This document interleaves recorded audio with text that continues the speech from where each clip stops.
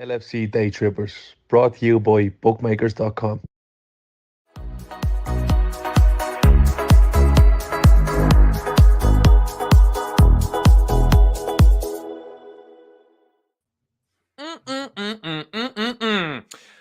Welcome to the LFC Daytrippers. It's Full-Time Reds, brought to you by bookmakers.com. I am joined by Kev. It is finished at Anfield, Liverpool 2, and Wolves, not shockingly, 0. Kev, my man. Yeah, 1 minute. There you go. Get it in you. Get it in you. Well, the show tonight is brought to you by bookmakers.com. If you're into a little bit of the sports gambling, head on over to their website, get the best odds on whatever you're going to be putting a bet down on. Check out Gav's on their, I believe he's got a show coming out tomorrow on the bookmakers.com YouTube channel. So head over there, show him a little bit of love in the comments, bring some of the community that we have here at the Daytrippers over to his show there and show the Spurs and United guys how it's properly done in the chat. So, Mr. O'Sullivan, this is a much better way of doing this than the last few times we've done this. Yeah, it's nice to come in after a win, but not just a win. It was a really convincing second half performance and a really convincing win. We really limited them to virtually nothing. They had one chance in the first couple of minutes, but other than that, it was really dominant defensive performance from us. And had we taken our chances in the first half, it would have been very, very comfortable. But as it was, given the form that we're in, we don't do it the easy way. We made hard work of it, but it was a sweet win. It was a sweet 3 points and a much, much needed 3 points, because to me, tonight was make or break for a push to try to get into the top four. It's still going to be a monumental challenge to do it, but it's one that, given the fact now that's 4 clean sheets on the bounce in the league, gives me a bit of confidence that once we start getting forwards back, not just fit, but match fit and match sharp, that we'll give it a good go. Yeah. You says 3 wins from our last 4 league games, taking 10 points, 4 clean sheets in a row. Weird as it doesn't feel like that kind of form. Performances are the one. And I mean, if we can put together little runs like that, I mean, taking 10 points out of 12 for the rest of the season, that'll get us into the top 4. And that's what we need to do. You know, Said it last night on the show that we did with Dom and Courtney previewing this match, that draws just aren't going to be good enough. We got to go for it. And I'm very happy to say, Kev, that I absolutely nailed the lineup prediction last night. Go you. 100%. Gold star for you. I know. It's modern day Nostradamus I am. But, Ibu straight back into the team.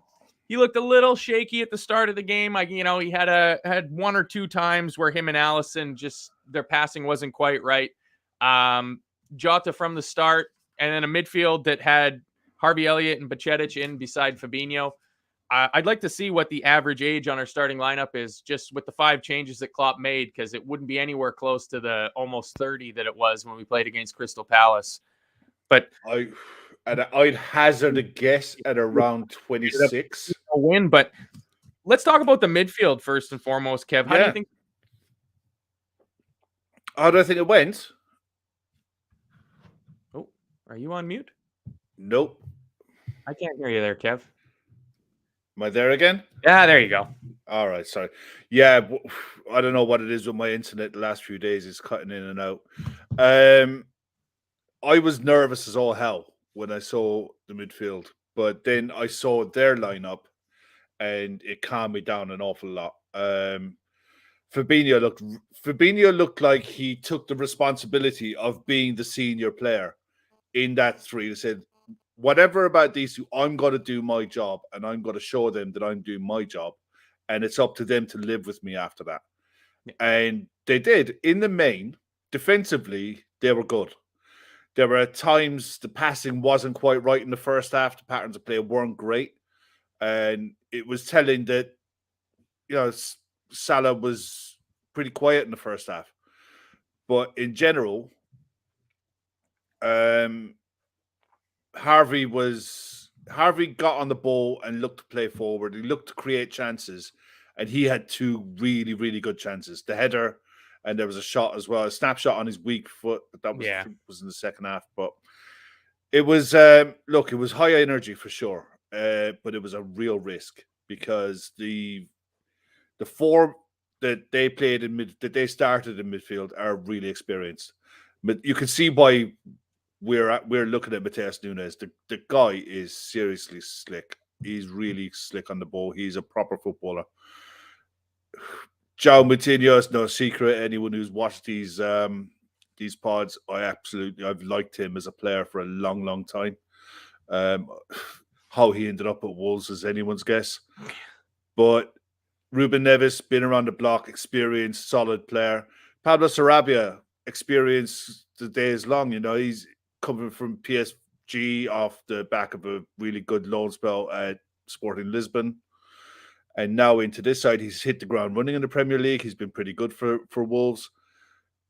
It was a solid centre midfield that they had to try to work out and figure out a way of breaking down and dominating. And for all their huff and puff of the first few minutes, they were really, really quiet. We nullified pretty much every threat that they had after the first 5 minutes. First 5 minutes were literally, it was a basketball game. And once that calmed down, everyone just said, okay, we'll just get on the ball. We kind of caused our own problems at times with some passing that was not quite on it, but I never really felt like we were going to concede unless it was through our own making. Stefan, I thought, was really good. Handled the booking. The booking I thought was harsh. But he handled that, and Fabinho as well handled that early yellow card really well. And it would have been very easy for him, given the stakes and the players know better than anyone the stakes of where we are and what we need to do. So all it would have taken is one lunge, and you're dropping everyone right in it. You could be down to 10 really quickly. So it was a good performance without it being outstanding. It was good, solid, expected win against a side that you're at home. You expect to beat these sides, but we've managed to find ways of losing games like this whole season. And for the last 4 games in the league, we're back to our old self. Mean, nasty, not giving anyone anything. If someone's going to get anything off us in the league, they're going to have to really earn it. And the biggest test of the lot's coming up at the weekend. Yeah, it's going to be massive now. Yeah, because they're in a pretty good run of form too. So it's going to be a proper massive game. I presume it's the highlight game on Sunday Night Football or whatever it's called over there. Yeah, it is. Yeah. So, 3rd minute, they had a corner. Raul Jimenez tries an overhead kick, and Sarabia at the back post. He's, if he's 3 inches taller, he nods home pretty easily. And we were looking at the stats just a little bit before we came on, and Wolves had almost 1 XG in the first half, and that's about the only chance I can think of that they had, and it was a good chance. It just floated a little bit too far over his head, and like Kieran B says, Konate almost gave him a gift in the first half. Can't wait to get him up and running again. Yeah, I have that down at 12th minute. He just plays an awful pass, and something that I'll just jump ahead to the end. I thought my man of the match tonight was Virgil van Dijk. I thought Virgil van Dijk was fantastic tonight because he was there. He covered Ibu for that one. Ibu and Allison had a little bit of a brain fart between them a little bit later in the half. And again, Van Dijk was there mopping it all up. So that was, to me, that was really, really good. Even before we get on to him scoring the goal, I just thought at the back, he just looked back to his regular self. And it allowed that midfield to have that base to build off of, and then Fabinho playing good as well. Like, we just looked solid at the back, and it's been a long time since we felt that way. Like, even with getting the clean sheets, Everton were never going to score against us, but Newcastle, we kind of ride our luck a little bit, and Palace, maybe we ride our luck a little bit, but this game, this was a deserved clean sheet. Like, this was it's massive. It's something to build on for sure. And the second half performance, there's an awful lot of players going to come out of that with a lot of confidence in how they played, and none more so for me than Diogo Jota. The first time he got the ball at his feet and ran at someone and took players on, it created the chance where we had the goal that was disallowed, for the Darwin Núñez one that was disallowed. I'm glad we went on to win the game. because if that was a defining moment in the season, and we'd have come out of that with a clean sheet and a 0-0, I'd have been apoplectic tonight. Yeah. I'd have been absolutely fuming. I can understand why it was disallowed. Yep. Because I said it in the Telegram chat, and you often see this with handballs that lead directly to a goal. Whether it's accidental or inadvertent or not, if it directly leads to a goal, it's disallowed. Now, there's a coming together between Jota and the defender. Jota falls over. He inadvertently, I think, clashes with Dawson, and that allows the space to open up for Darwin. I can see how they arrived at the decision. I don't agree with it, but I can see how they arrived at it. I'm just glad that we went in and got the 3 points besides that. Yeah. You know, I that's the relief for me. But I understand. I don't agree with it, but I understand how they got at the decision. Yeah, I was overjoyed when that went in, because for a while there it was looking like we were going to have as much trouble scoring as Wolves were. Like, especially when Bueno went down injured in the first half, it just really took the sting out of the game. Like you said, the first 10 minutes or so was kind of basketball end to end, corners all over the place. And then Bueno goes down and the life just kind of got sucked out of the stadium. And Darwin puts that ball and it's like, yeah, here we go. And it's, shit, it might be a foul. Looking at it, like, that's never a foul. And then they showed the one angle where it shows Jota's foot coming up and kind of clipping Kilman on the thigh. But I kind of agreed with Ray Kennedy here. He says, am I missing something regarding the disallowed goal? Was it not initially a foul on Jota? Should have been a pen. I thought that, but that would have been the softest pen. And for a team that has not been given a penalty in the Premier League all season, we weren't going to get our first one with that one. We weren't going to get our first. But I thought so as well. I thought Semedo had a little shove on Jota, into his back. Yeah. But it was. But it for me, that's just normal defending. You see that all the time. He eased them off the ball. It was one of the. If that's given against you, you're fuming. Yeah, there's Jonathan agrees with you completely. If it's given the other way, we'd be blowing up. It's a foul. Yeah, that's it. And it's like sometimes you just gotta bite your lip and say, okay, I see why you did it. I'm just glad it didn't cost us. But look, it is what it is. It came. I mean, the goal for me. Went back to Alisson. And that was the second one, wasn't it? That's the second one. That's the second one. That for me was the goal. That was brilliant. I love that one. But what was the first one? The first one was a wide left free kick. Shit! Yeah. Trent whips it into the box. Virgil rises above everybody. Good save from Jose Sa, but just not quite strong enough. He didn't have the angle of his hands right to get the ball out for a corner. Jota's right there, totally switched on. Gets the ball, loops it back in, and Virgil will never have an easier goal to score. Just headed in from about 4 feet out, a nice Dirk Kuyt distance out. He was at an awards night last night I think it was last night, the FIFA World 11 Awards, and there's people online and they were like, "How the hell is he getting into that side?"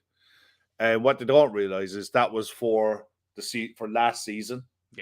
And they had the awards last night, and it's like, you kind of look at the season that he had last year, played every single game available to him, went to the World Cup, did well for the Netherlands. Of course, he was getting into that side. It's just nailed on 100%. Yeah, and I mean, those things are built so much off of reputation sometimes too. So, but I think. Maybe Virgil. There probably was better center halves, not for me. Not over the entire season. There wasn't. The only one for me that would have come close. No, there isn't. No, there genuinely isn't. I like it. No, there isn't, because the thing is, you can't pick someone from Real Madrid at the back because they didn't win the league.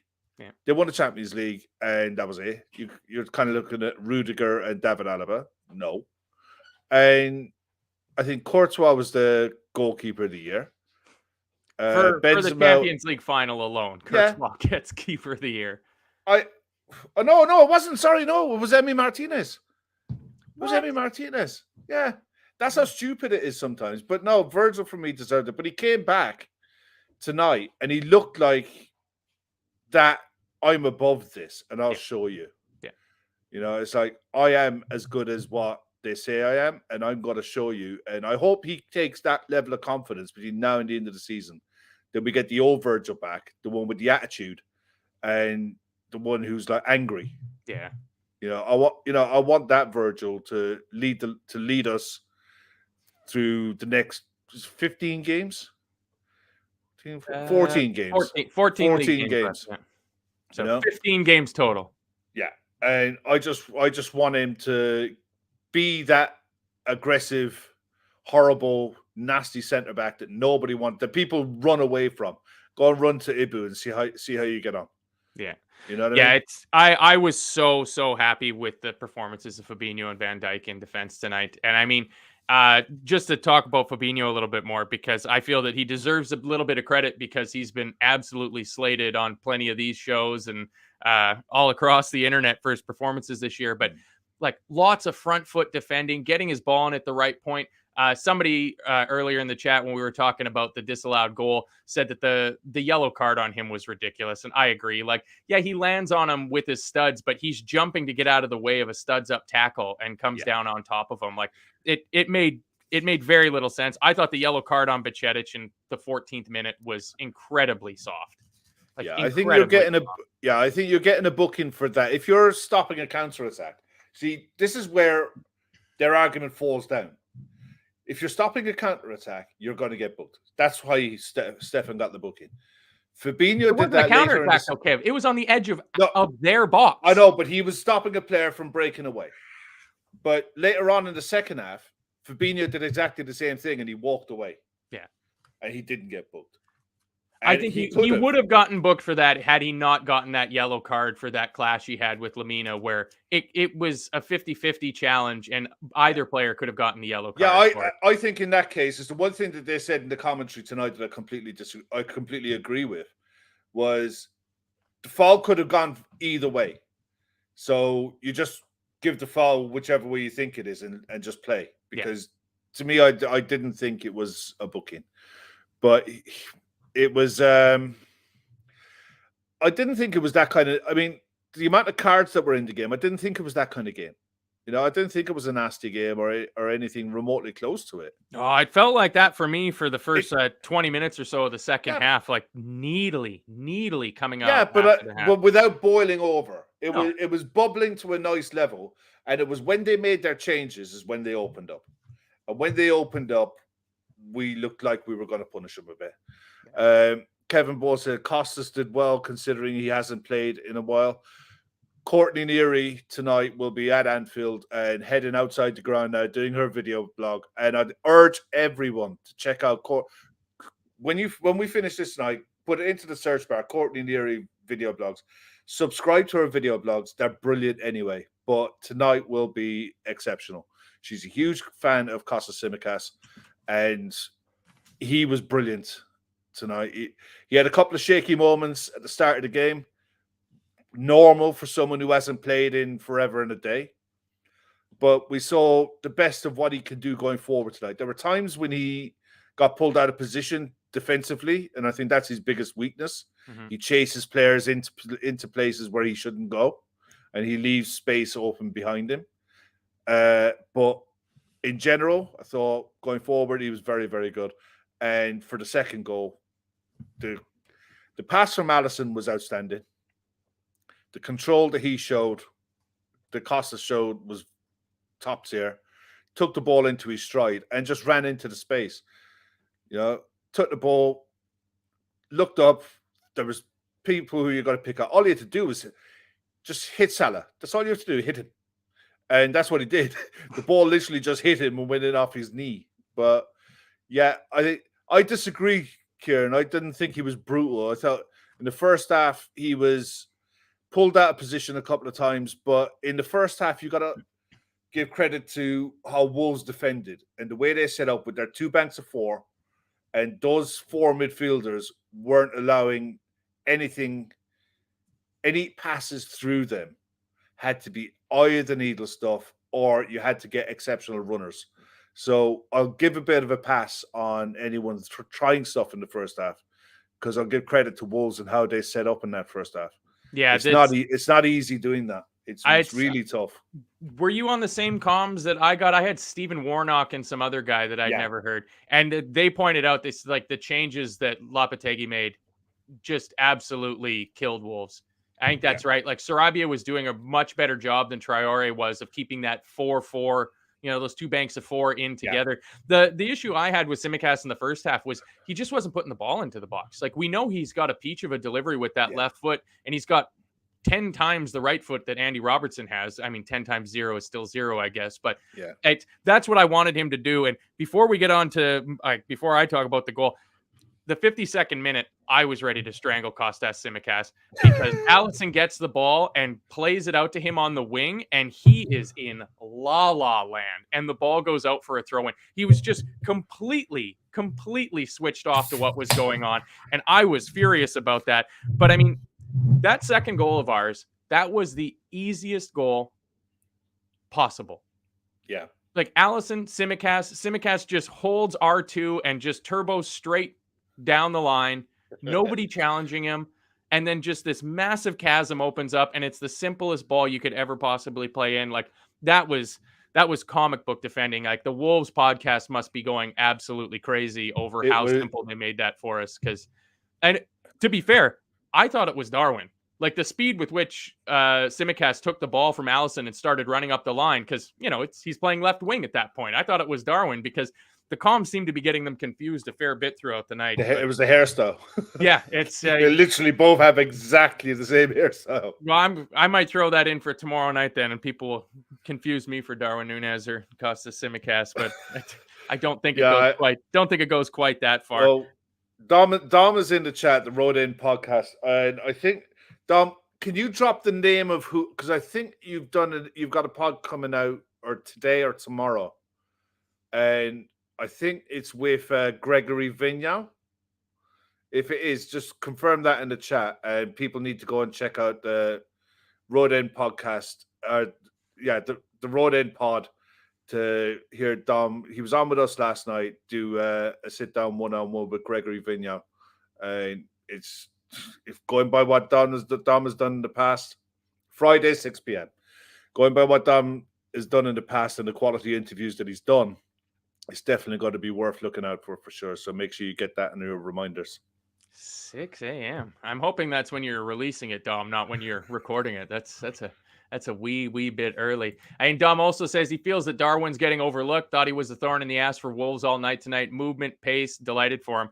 Yeah, I mean, it was a bummer that the goal couldn't stand because I think we all really enjoy seeing Darwin Núñez get the goals racking up for him. But when he came off and Anfield starts chanting his name like that, to me, he seems like the kind of guy that just energizes him completely. So he is going to be fired up going into the United game on Sunday, and we're going to need him. Like, United are no mugs.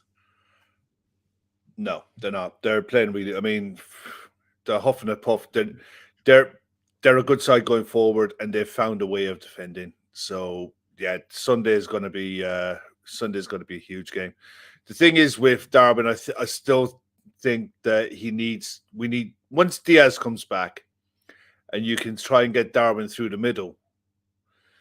Then I think it creates so many options, so many different ways of playing. But as it stands at the minute, I think he's going to be really looking forward to Sunday. And I don't care who he's playing against, whether it's Dalot or whether it's Wan-Bissaka. He's just going to have it about him to run at them and to try to make something happen. It's the one thing that playing against this version of Manchester United is you're going to have space in behind. Whereas for every game that we've played so far this calendar year, bar Real Madrid, there's been no space to run into. So it's going to be a completely different kettle of fish on Sunday, and it's a different challenge for him and something I think he'll benefit from. Yeah. It's he's become so important to how we play. I mean, I've been saying it since we first saw him of just there's something about having world-class pace that just changes everything. And somebody asked there, Laszlo, where does Darwin go if Diaz is starting wide left, which we assume he will? Mo is stuck out right. I mean, spoiled for choice for our forwards feels like a nice change from where we were a couple of months ago when we had, or at the start of January where we just had 3 and that was it. So, it was nice to see. What'd you make of Jota's game? So he grew into it. I think the one thing that we needed in the first half is the one thing that Cody offers, and it's the one thing that Bobby offers, is that forward who drops in to create the extra man in midfield and to try to pull a centre back out of position. He didn't do either. He didn't run in behind and he didn't drop off. And the one time that he, like I said earlier, the one time when he got the ball, turned and ran at someone, you saw what he's capable of. He's always got that. He's always had that in his locker. He's really good with the ball at his feet. He's really quick with the ball at his feet as well. And the difference tonight, as opposed to the Crystal Palace game, is he didn't look, when he came off, he didn't come off because he was running in treacle. Yeah. It was, he looks up to game speed now that if he needed to do 90, he could do 90. And I don't think he starts at the weekend. I think he'd be an option off the bench. I think Gakpo will start because I think Gakpo will suit that kind of style that against Manchester United better than what Diogo does. But at the same time, he needs a goal. He needs one to go in off his arse, just to get back on the bike again and start scoring. 21 goals in all competitions he scored last year. That's a lot of goals to be missing out of your side. So yeah, I think I was going to say, speaking of 20 goals, Mo brought up the 20 again. That's 6 years on the trot. Mo Salah with 20 goal seasons for Liverpool. That's we needed him. We needed him to show up, and he was there when we needed a goal. He didn't take the game by the scruff of the neck or anything like that. I think I called him to score 2. He got 1. That's not too bad, but just keep ticking him in, because at this point, scrappy 3-foot headers and balls going in off of Salah's thigh, that's what we need at this point. Yeah. And just keep putting the 3 points on the board. But a real different kettle of fish. And I'm excited to see the Gakpo, because I agree. I think it's going to be Nunez left, Gakpo and Salah against United on Sunday. And I think from what I've seen of him, I've really liked the way he's growing into our system and learning to drop deep in that, tall Bobby Firmino kind of role. He could provide the extra body that we need in that midfield, because that Casemiro is going to show up. He's a big game player, and this is a big game, so he's going to be there for it. We got a super chat here from James CBR for £2. So that's going to be £1.40 going to breast cancer awareness. So thank you for that, James. Thoughts on Elliott in midfield, tackles like Salah? I thought technically he actually does, because it's the way they're taught how to tackle is to try to nick the ball and stay on your feet. It's something that we've been doing with a lot of our midfielders for years now, and it's just he's always going to get that about him because he's about 5'3". He looks a slight type of player, but I don't think he is. I think he's actually quite physically strong, but he's not that kind of midfielder that's going to blow someone off a ball. Mm-hmm. But at the same time, he did his defensive work okay. He creates chances. That's why he's in the side. That's why he started tonight. He creates chances. If it's not for himself, he creates them for others. And the header he missed wide tonight, he should have scored. The snapshot in the second half that fell onto his right foot, he got it on target. He just didn't get the power on it. And there was another one where he had a shot and it pulled a good save out of Jose Sa. He'll be that midfielder who gets into the box. And it's something that you don't see from Jordan Henderson when he plays in that role, or from pretty much anyone else that plays in that third midfielder role. They don't get into the box. They don't create the extra man in the box. And it's a problem at times, especially against sides who part the bus. Yeah. So that's why he's there. At the end of the day, he's got youth on his side. He's got time on his side. He's going to get a lot better. You can't ever judge a finished product at 21 years of age, but the signs are there that he's going to be a very good player for us. Yeah. I think he put in the kind of performance that he was putting in at the start of the season when he was consistently starting games for us in midfield. And I was one, at least I might have been the only one, saying that, he was our best performing midfielder on the day because Fabinho and Henderson were just throwing absolute clangers in. And the difference it makes when Fabinho has a good game is that all of a sudden Harvey Elliott is able to have a 6 out of 10 game. And you can go, well, he didn't have a great game, but he didn't have a poor game. But at the end, it doesn't matter because the other guys around him were, carrying water as well. He wasn't the only one. And the way that Bajcetic and Fabinho were able to kind of just marshal the defensive side of the midfield and allow Harvey to go forward, like he might tackle like Salah, like James is suggesting, but he certainly doesn't lack for running. He was putting a shift in. He was getting around midfield. So he has legs, the much vaunted legs that we seem to be lacking in our midfield. I thought that was good. I felt the same way about Trent. He was a little bit ball watchy on their chance they had in the 3rd minute with the ball going over his head. But other than that, there were a fair number of times where Trent was busting his ass getting back and going forward. So, those are good signs. Let's talk about positive body language maybe. But the one good thing that I thought was back tonight that you saw an awful lot of was Virgil getting the ball out of his feet and switching the play. Yeah, big. It's something that he hasn't done for a while. Whether it's he doesn't quite trust his body enough in the last few games to let that ball go. But he tried it a few times with that ball, looking to try to get Salah 1v1 with Bueno early, and it worked a fair few times. Sometimes it was against Aït-Nouri as well when he came on. I like seeing that because that's a serious threat. That's a nice option to be able to have. Yeah, like Kevin Ball asked if I think he works as an 8, though, especially with Trent needing help defensively. But I don't think you can think about it in the way that we think of Henderson playing that right-sided 8. I think you got to imagine more kind of what I think happened today, which is Fabinho sliding over and Bajcetic kind of dropping into a bit of a double pivot to provide that extra cover for Trent. Because, no, I don't like the idea of our right side defensively being Mo Salah, Harvey Elliott, and Trent Alexander-Arnold. That seems a bit fraught, if I'm being honest. Going forward, that sounds sexy as all hell. Like, that sounds great. It's a little bit too left-footed. I wish that Harvey had a little bit more of a right foot on him. His right foot is better than Mo's. I mean, Mo's right foot is for standing on. I mean, at least Mo scored a couple of goals with his right foot. I mean, I think that's tonight winning off his right shot, his right thigh. Yeah, there you go. That's gonna go down in the stats as a right-footed goal. Though. It's only because he wasn't standing on it at the time. I think that one he scored against Salzburg from basically on the end line. I think that was with his right foot, wasn't it? That was probably the best goal I've ever seen him score. Yeah, that's amazing. It's amazing.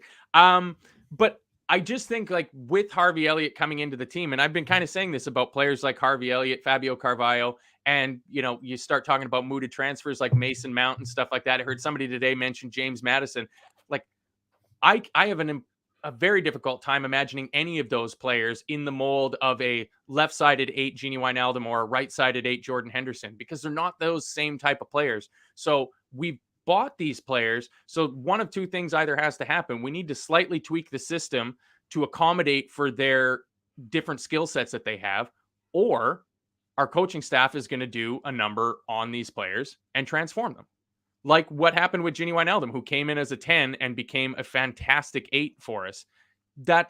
Those are the two things. And I think it's going to be more of a shift. And, if you put Jude Bellingham in beside Fabinho, you can probably get away with having a Harvey Elliott or a Fabio Carvalho in as the third midfielder in that team, because you've got two solid players playing at the back. If Fabinho plays, to his standard, not the way he has been for most of the year. There was a question in there, would I put Trent into midfield against Madrid? No, never in a month of Sundays. Going back a while now, Jamie Holm was on here. Jamie's played semi-pro and football to a decent level, a decent standard. He's a pretty good player. And any of the guys who've been on the pod who've played to a good standard, anyone will tell you that if you're a fullback, the game is in front of you and it's to the outside of you. Yeah. If you're a midfielder, it's 360. It's a different game. It's a different mindset. It's a different technical skill level. And the fact that Trent hasn't done it in years, just because he used to do it in the under-19s. And speaking of which, the under-19s a massive win tonight against Porto, 6-5 on penalties. And they're through to the last 8 of the Under-19 European Cup. But I don't think you put Trent Alexander in midfield. I can see a situation where we sign a central midfielder and we do shift towards a 4-2-3-1 or a 4-2-4, whichever way you want to dress it up. Yeah. And we end up with fullbacks being more traditional fullbacks, where they'll go up and down the line. They won't cut inside too much. One will go, one will stay. But there will be traditional fullbacks in the modern sense of the word. And your 2 centre midfielders, one will go, one will sit, and your 4 forwards will be just told to go and win the game. And I think the side eventually will evolve that way naturally because of the players that we have, and the players that we bought in the last 18 months will naturally evolve into that system with what will be brought in this summer. I agree. Yeah, I agree. I just don't see any other way that you go out and you buy Carvalho, Elliott, Nunes, Diaz, Jota, without the plan to revitalize the midfield to get the best out of those players. There is no point to bring in all those players and then bring in a midfield who don't have the skill set to bring the best out of them.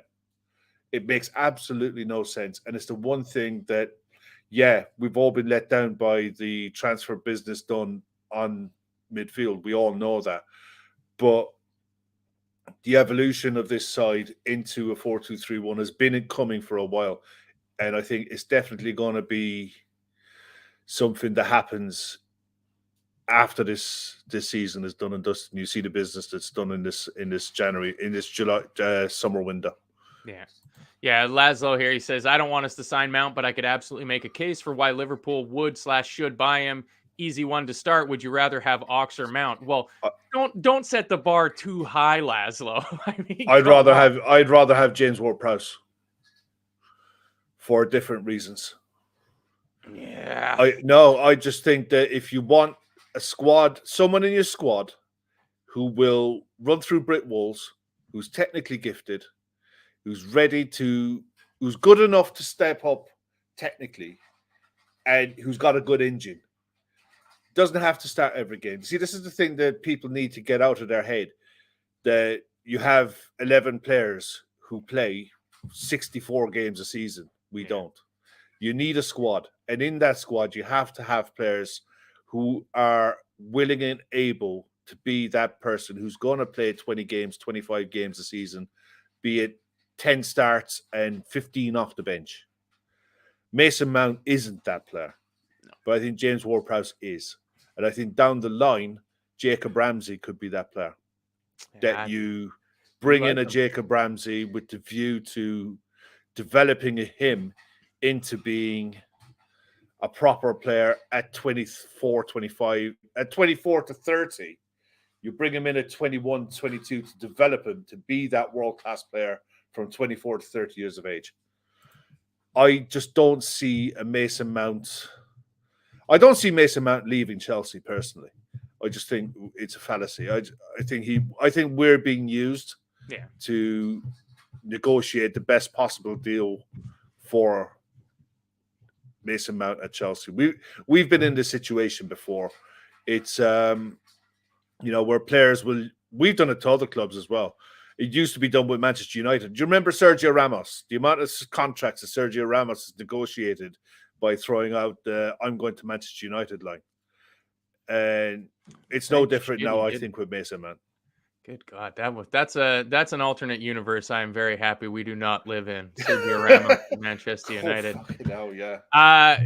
Road End Pod, that's our friend Dom from last night, saying he would cost a small fortune, James Ward-Prowse, due to his new deal. But I mean, do we know whether there's a relegation clause in there or not? Because no, there probably wouldn't be. But I think the fact that if they go down and the kind of business model that Southampton want to evolve into to become like the RB Leipzig type club and the the Salzburg type club, where they bring all these young players in like they did last summer, develop them and sell them on for profit, like they did with Lavia and Pizunu and a few of the other players that they've brought in. If they get relegated, James Ward-Prowse is going to want to stay in the Premier League. Yeah, and 100%. He deserves to.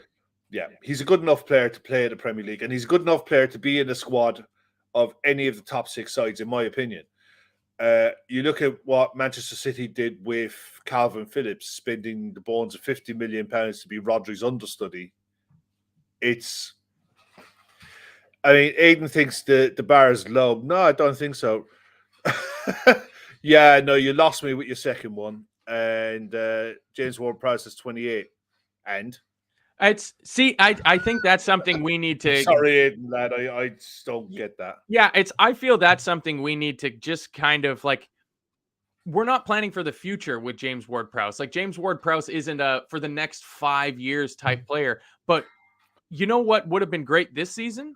Having a guy like James Ward-Prowse at 28 just to help bridge the gap, because that's what, and we've all said it, that's what this team is missing. Is we've got the 30-year-olds and we've got the 21-year-olds, but we're missing those guys in the middle because Naby Keita has been an absolute flop. Alex Oxlade-Chamberlain is always constantly injured. Those are the guys that should be shouldering the load. Like, I felt that, like, listening to some other shows talking about the Palace game and, you know, that midfield of Henderson, Milner, and Keita, of like, if Naby Keita was the player he should have been for us, you're not too worried about that because he's your main man. But he's such a liability, and everybody's so down on Naby Keita, and rightly so, that it doesn't work. Listen, before we go down this rabbit hole, are you still planning on doing that show tomorrow night? I believe so. Gav hasn't quite given me the ground rules, but I don't know who my guest is going to be. I don't know what the ground rules are, but we're going to do some make-believe time transfer talk for the summer. Then so we'll yank the rest of that conversation right the way back, because I got a feeling that we could definitely verge into that territory with whatever you're doing tomorrow night. I think whatever you're doing tomorrow night is literally going to be the last 15 minutes of what we've just had for an hour. So if you guys are in the chat now and you want that show tomorrow night where we play fantasy football and an imaginary budget and what we could do and what the squad could look like on the 1st of August in 2023, tune in tomorrow night, 10 p.m. and Matt will go through everything. And you guys will all get your say, 100%. I'm looking forward to it. But there are rules. Apparently, there are rules. Gav is going to give me some ground rules for playing with a little bit of money, and we're going to... I'll tell you what, mate. The first rule is you have to have the right amount of homegrown and club-grown players in your squad. Yeah, I know. That's the only one. I know. From there, you can do what you like. I know. I mean, you don't need to have a full allotment of club-grown players because, I mean, we show from our Champions League squad this year, you just go with... How's that working out? I mean, we got out of the groups. We got out of the groups. So that's not bad. That's not bad. But yeah, I think you got a good point. We're basically finished talking about tonight's game and already rolling in over to tomorrow. But, you got to go back to your man of the match. Go back to your man of the match. To me, it was Virgil. I would have given maybe an honorable mention to Fabinho. I thought just because of the improvement, not for the overall play of Fabinho in the game, but just because he's been so poor in so many matches for us this season, that it was nice to see him just getting his foot in at the right moment, getting forward in the press, becoming that fifth person in our forward press, helping to break the play up and winning us the ball back a little bit. Like, there was a lot of times where our forward press was so good that Wolves just had to take to just lumping the ball up the field. And when I see one of their center halves or their keeper just under a little bit of pressure, just lumping it up and the ball goes off the screen on TV, I'm sitting on my couch going, that's our ball. And we're winning those balls at the back. Ibu grew into the game after his shaky kind of first 10, 15 minutes at the start. He was winning his battles and his headers. Virgil, I thought, just read the game so well, though. And it makes a big difference for us when Virgil van Dijk is playing quite well. And getting some agreement in here. Butterpants agreeing with me. Fab did well, but Virgil, man of the match. See what else you guys have to say. No, there's not another cat attack, Brian Halloran. The cats are locked out of the room, unfortunately. But yeah, coming up for the rest of the week, check me out tomorrow night. Oh, that's what he went to do. I thought it was something trivial, but he went to go do something important and get himself another pint. I'm going to be on again tomorrow night, making it 3 days in a row if you guys can put up with me. No idea who's coming on with me or what exactly we're going to be doing, but it's going to be fun. we'll be taking a lot of feedback from you guys in the chat in terms of whether players will actually be available, what's a realistic price on players, and any, names you guys might have heard of. So really going to be counting on you guys, and I know we definitely can because we got the best chat going in terms of fan media as far as I'm concerned. You guys are fantastic. And then Kev, you're going to be on Friday doing a weekend preview? Yeah, we got myself, Chris, and Kev, Clutch FIFA, is a Manchester United fan. It's just going to be the three of us this Friday. And look, we're mainly going to focus on the build-up for the Liverpool against Manchester United. There's a few other games this weekend as well, but let's be honest, we don't give a shit. There's one game in town, there's one show in town, and that's the one that we're all interested in. So the three of us are going to sit down, and Kev's going to glow, and me and Chris are going to try and make a case. Yeah, it'll be tough, and the same with Gav on his Bookmakers TV YouTube show tomorrow. I'm sure the United fan that's on there with them will be coming in like a prize peacock with his feathers all furled out and a giant. Don't blame him.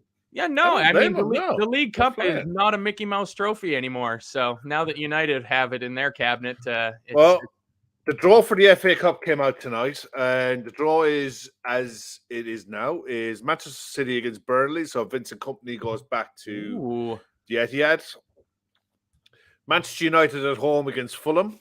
Brighton against the Fishy People of Grimsby. And Sheffield United against Blackburn Rovers.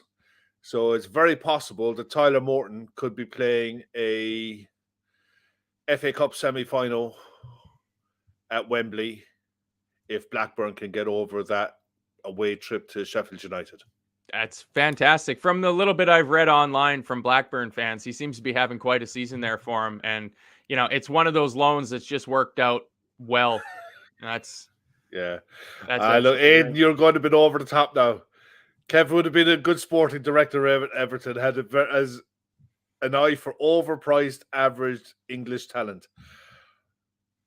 I wouldn't have signed Alex Iwobi for love nor money. I wouldn't have gone near a Brighton striker for love nor money, because the one thing that Brighton could never do is find a striker. Why do you think Chelsea are struggling now? Now, what about Gabamin? Don't you want Gabamin with me? Good God, no. Gabamin. The one thing that I'd give Everton credit for is the fact that they signed Damari Gray. And I thought, geez, what a bit of business. Who was in charge of Everton when that happened? I wonder. Even Andros Townsend, I mean, the injury he's been out for so long now, but at the start of last I actually season, quite like. I've always liked him. He's one of those players when he was at Palace. He's an annoying kind of player. He's one at the start of the season. If you're doing your fantasy football, you'd always chuck him in because he's capable of chucking the odd 4 or 5 game stint together where he looks absolutely brilliant. Yeah, I will always love Andros Townsend for that screamer he scored against City in December of 2018. What a goal. I was moving house that day and I just had to stop loading boxes into the truck and I sat down and watched the end of that game and it was absolutely brilliant. Brian O'Halloran says they signed Iwobi for $40 million. I mean, how much did we spend on Alex Oxlade-Chamberlain? So, I know. I'm not having that. Alex Chamberlain, when for the first 2.5 years before the injury against Roma, was the £35 million player that we wanted and needed. He was first name on the team sheet up until that first bad injury. And you see this, I mean, modern science has taken things to a new level when it comes to players. There's every chance that injury should have been in years gone by, that would have ended his career. Yeah. It was that bad. So I don't like the fact that the last 12 months he looks like he's seeing out the end of his contract. And he's, it's just that kind of attitude that's crept into football, that it's just a modern game, but what can you do?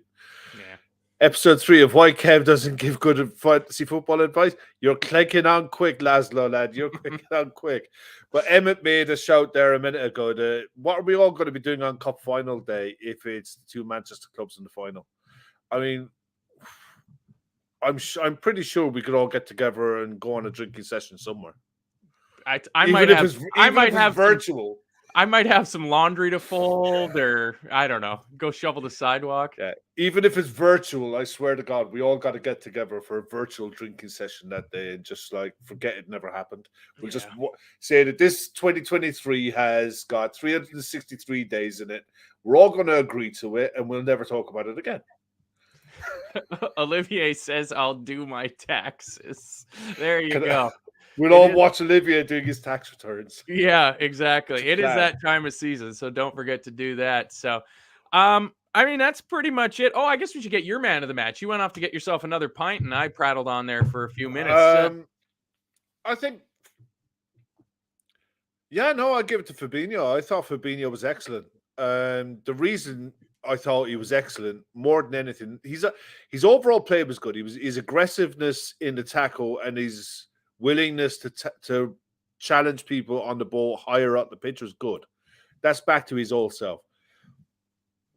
It was the fact that he decided to be the grown-up in the room with the two kids next to him and made sure that he looked after his job, dragged everyone else with him. And he needed that performance, but he's got to back that up at the weekend. You know, you've basically got the guy who is the number one CDM in world football in Casemiro, just so happens to be the guy who's got the shirt that Casemiro owns at the minute, but Fabinho wants for Brazil. Yeah. And as long as Casemiro has that shirt, Fabinho will never get it. Casemiro has got that much stock in the pocket with Brazil that's why Fabinho hasn't played so much, for Brazil in that position. They've brought him into the squad and he's been an option off the bench. They've tried him at right back and whatever, but he gets the odd look in meaningless games. But when it comes down to the nuts and bolts of it, Casemiro's got that shirt. And it's up to Fabinho to show that he can take it off of him. He's got to show up on Sunday. He's vital. Absolutely vital. Yeah. Yeah, and I think, I know you'll get into it pretty good on Friday in terms of previewing the match, but I think we'll go with Bajcetic, Fabinho, Henderson against United. And if Fabinho can put in that performance like he did today, Bajcetic, I don't know, the kid he just keeps impressing me. Like, yeah. I just want to have a quick look at something now. You crack on there a sec. Oh. Right. As it stands, the Premier League table at the minute, Arsenal are sat pretty at the top on 60 points from 25. Fair play. Same games played as Man City with 55. Manchester United around 49. Look, with a game less played.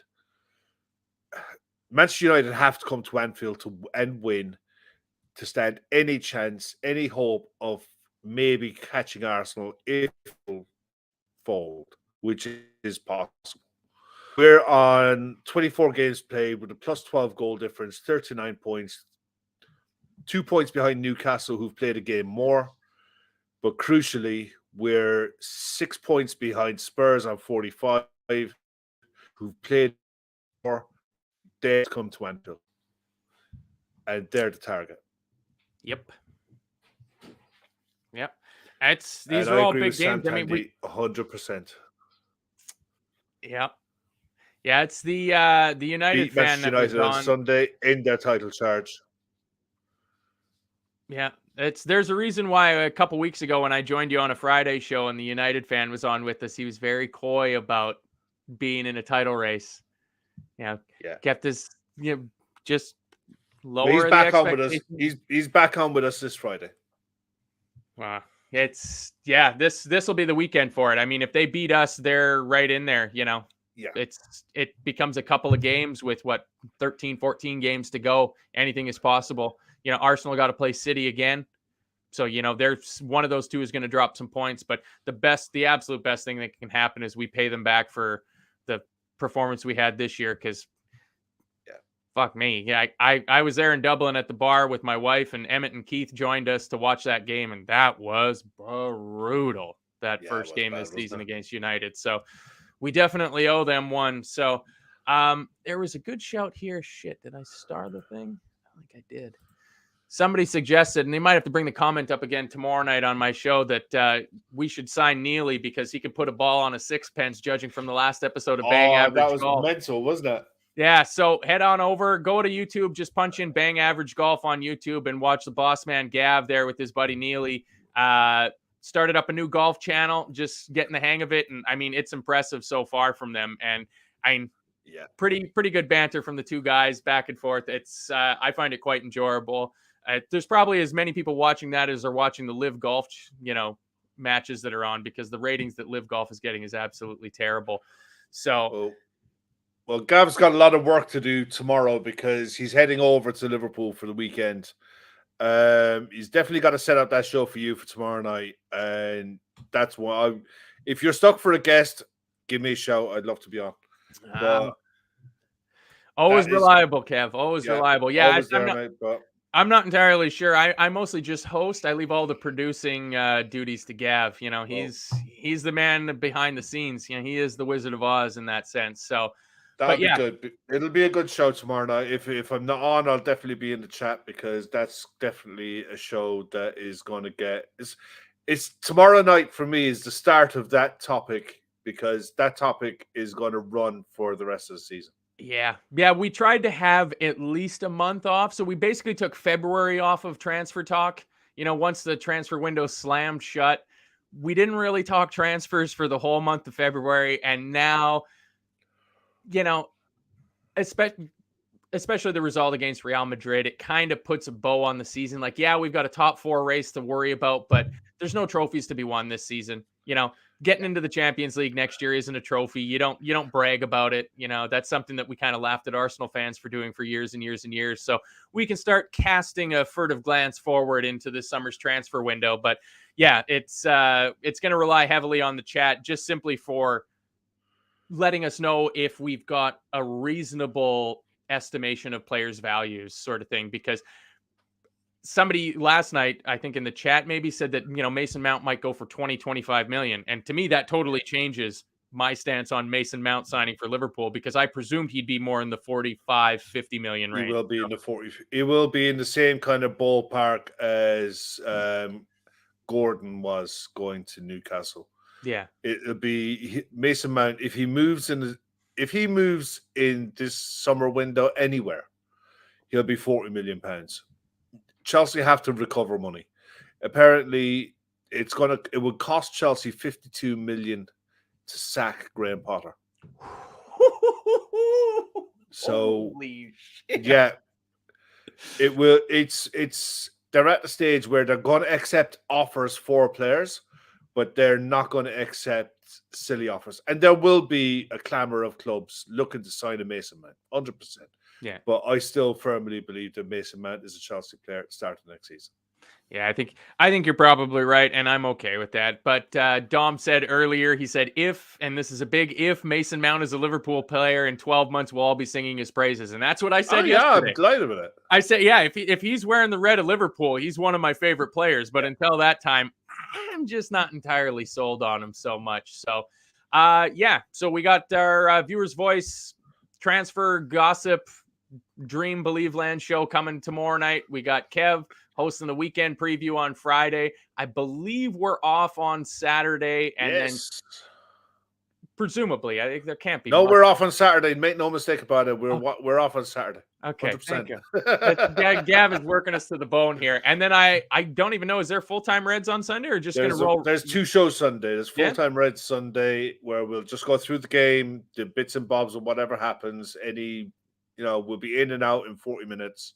But Sunday night, Fatback 4, Gav, or if Gav's back, if not, it'll be Keith, Shawnee, Emmett, and whoever will dissect everything that's happened on Sunday, and with their usual eloquence. Yes, yeah. Will either be gloating or ripping shreds off people.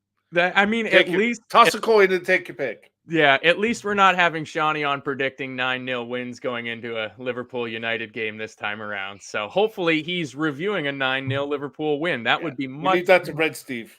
Yeah, Joe Gomez to score 6. So, before we get out of here, check out our sponsor, bookmakers.com. If you're into a little bit of the wagering on the sports, if you need any advice coming into the weekend for your fantasy football matchups and things like that, it's a great spot for it. Again, check out Gav's show on there tomorrow, coming out on Thursday on the bookmakers.com our YouTube channel. We got shows coming Thursday, Friday, 2 on Sunday for you guys. But most importantly, in the show description, you'll find the link to our charity partner. Dozen women from a GAA club in Dublin that are running the Dublin City Marathon to raise money for breast cancer awareness. Click into the link if you've got a few pounds or euros or dollars that you'd like to donate to a very, very good cause. Thanks again to James CBR. He put in a £2 super chat. So whatever YouTube doesn't take from us, all of that money from super chats goes directly into that. So thank you again, James, for your donation. If you guys can't donate because times are tight, coming up on tax season, maybe you're owing a few, just put it into your social media accounts, share it onto your Facebook, your Instagrams, or whatever you guys use. Just get the word out there. We'll help these women get to their 20K target, and they can just keep running away in the rainy, cold Dublin nights, practicing for their 26 and some miles that they're going to run for a great cause. There's got to be a better way of raising money for a cause than running 26 miles. But well, it's going to be down around freezing next week, and they're going to be out every single night running 5 to 10K training. It's going to be at 30 degrees Fahrenheit minus the wind chill. And these women are going to be out come rain, hail, sleet, or snow. And the least we can do, if we can't donate, is click on the damn link, share it onto your social medias, and put it in your WhatsApp groups. It costs absolutely nothing. Yeah. Just a couple of minutes of your time. That's all it is. And it's so worthwhile. You never know who's in your chat or who's in your timeline that can do something. That maybe we're not in a position, I'm not in a position to do anything at the minute, but maybe someone else is. It takes a couple of seconds. That's all it is. Really would help us out. Whenever we talk about football or anything like that, pales into insignificance when it comes to the charity work that the channel does. And it's something that any of us who are lucky enough to put our voice on here will never apologize for talking about. It's the be-all and end-all of this, to be honest. It's the one benefit for me personally, being able to come on and to be able to say, this is going to really affect people's lives. It costs absolutely nothing, guys. Just please, click it onto your timelines. I want to go onto Twitter in an hour and see this from people that I know I follow on here. It would really mean the world. Yeah, absolutely. And I mean, all the content from the LFC Daytrippers, all of it is 100% free. So instead of asking for you guys to pay us a monthly fee and throwing this stuff behind a paywall, this is what we ask instead. And I think that that's unbelievably admirable of Gav, that instead of asking for you guys to pay for the content, that we'll give you the content for free, but we just ask that you guys support our charity partners. And our charity partner currently is these breast cancer marathon running women. So do what you can. And until, I guess, 23 tomorrow. Hours. Yeah, it's boy, they're coming again and again and again. But hey, we're winning, so that's all that matters. Let's just forget about the Champions League and focus on the league for now, right? Exactly. Anything else before we get out of here, Kev? Nah, man, I'm good. Bread and butter. Back tomorrow night. Going to be a great show. Looking forward to it. That's right. All right. See you later, everybody.